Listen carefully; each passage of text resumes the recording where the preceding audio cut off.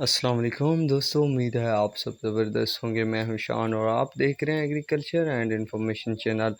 दोस्तों, तमाम किस्म के घी और ऑयल के नए रेट क्या हैं। इसके अलावा चावल मार्केट में ज़बरदस्त तेज़ी। आलमी मंडी में चावल की कीमतें जो हैं 12 साल की बुलंद तरीन सतह पर जा पहुंची। दोस्तों, सबसे पहले हम बात करेंगे घी पर कि घी के क्या हालात चल रहे हैं लोकल मार्केट या यूटिलिटी स्टोर पर। दोस्तों, यूटिलिटी स्टोर की बात की जाए तो यूटिलिटी स्टोर पर इजाफा कर दिया गया है लगभग 20 से 30 रुपए पर किलो के पीछे तमाम ब्रांड के घी में, जबकि लोकल मार्केट में कुछ ब्रांड के घी में आज कमी देखने को मिली और कुछ में इस्तेहकाम देखने को मिला।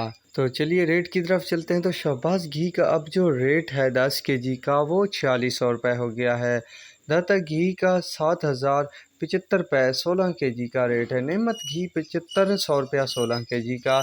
कश्मीर घी 16 केजी 7900 रुपये। सलवा घी 16 केजी 7450 रुपये। यादगार घी 7200 रुपये 16 केजी। कराची घी 900 ग्राम का जो है 16 लीटर वाला वो 5400 रुपये। खैबर घी की बात की जाए तो 5950 रुपये 16 केजी। शान ऑयल की बात की जाए तो 7620 रुपये। शान घी की बात की जाए तो 7488 रुपये का 16 केजी है। ये थी घी और ऑयल के हवाले से कुछ लेटेस्ट रेट अपडेट। अब बात करते हैं चावलों की कि चावलों की कीमत को पर क्यों लग चुके हैं। दोस्तों, इस साल जो है पाकिस्तानी चावलों की आलमी मंडी में डिमांड बढ़ने वाली है।